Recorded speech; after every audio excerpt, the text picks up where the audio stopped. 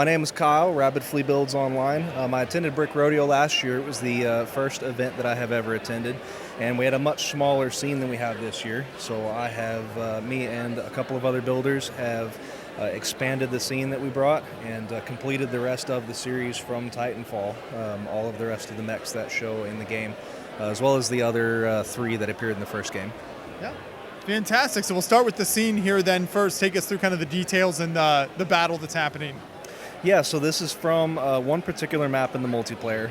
This is really the central, most recognizable point. We had the corner of the building here previously, and we wanted to expand out and get the whole rest of the street. So we've got a few of the Titans are fighting it out over here. I've got a few on the other side just to kind of fill in and balance them out a little bit.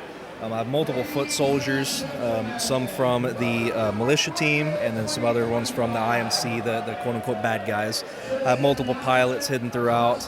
I've got a couple of, I've got Daft Punk over there in the back. I've got a few little hidden things. So there's a baguette up here. There's this guy that's just sort of rocking it out a little bit. Just a lot of little fun Easter eggs.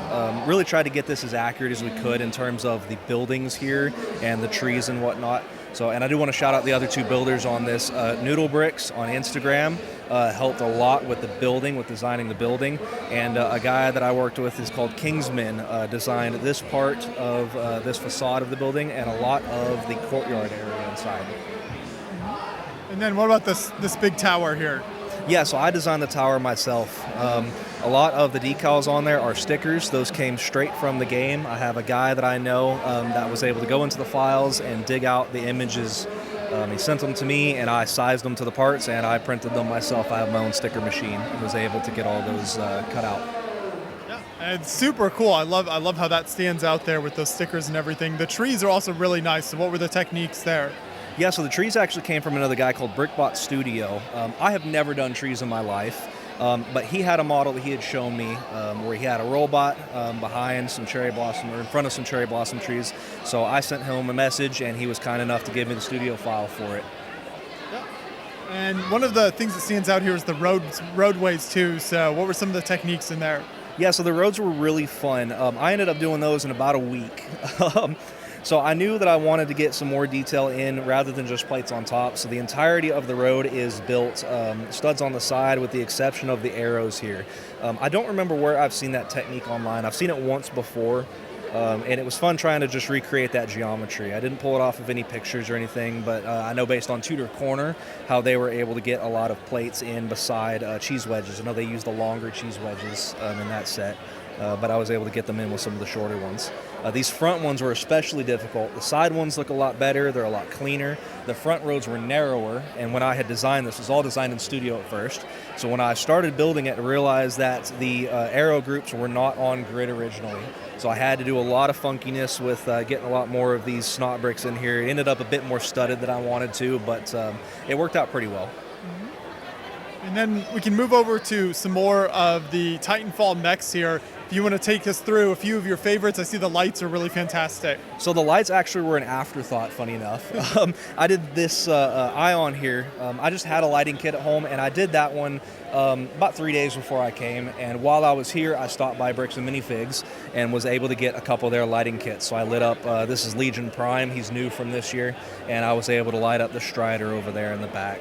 He ended up way too bright, but that's a whole nother issue. So new ones from last year, Legion Prime is new. I believe this North Star Prime here is new. Bison is new. There's a few of the other ones peppered throughout. Some of my favorite ones to do, the Scorched Santa mech over there was fun. So I was getting close to being done with all the official designs and wanted to come through and just do some crossovers. So I started with the classic Space over there, the Blacktron, and then I moved into doing Scorch. So he's been a fan favorite this year. I've had a couple of guys make some offers for him, which was fun. If you can, maybe give an example of how these kind of come together with the weapons and accessories and then the mechs themselves. Is there one that you can kind of pick up and show us? Yeah, so let's take, let's do this one over here. So this one came here last year. This is the Ogre Titan. take the minifigure out here. This has actually had a design change since last year. The legs are a lot sturdier design, and this weapon here was especially interesting for me. So this is a quad rocket weapon.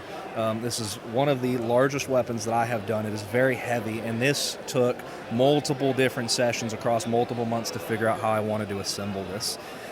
So this one I designed much like all of the other ones, where I looked at a lot of images from the game. I pulled a lot from concept art, art books that were around and whatnot, and just really tried to get the shapes nailed down. So the shape on this is a lot more complex in the game, but due to the scale and everything, I had to simplify some, and this ended up with a lot of snot bricks all the way throughout, the ones with studs on 2 sides, and as well a lot of the ones with studs on 4 sides. And trying to get their spacing was interesting. So I ended up using a lot of studs as bushings. The little arms acted as bushings to sort of set everything at the right size. And then nailing that down at the back towards a single plate width was strange. So that whole thing, this whole back end assembly, is only attached really on one clip up in the middle. So this was a particularly challenging one to design. I love the color scheme on some of them, like this new one you said over here, Legion Prime. That yellow is really striking with the black weaponry. Yeah, so all of the colors came pretty much directly from the game. The color blocking was all pulled from the in-game models, and figuring out, some parts don't exist in whatever colors. So trying to figure out where to substitute some of those was a lot of fun. I certainly learned a lot about color theory and color blocking, primary, secondary colors through all of that thing. So it was a really cool learning experience to build these. Yeah. So do you hope to expand any more in the future with Titanfall? I know you've done a couple of years of this now.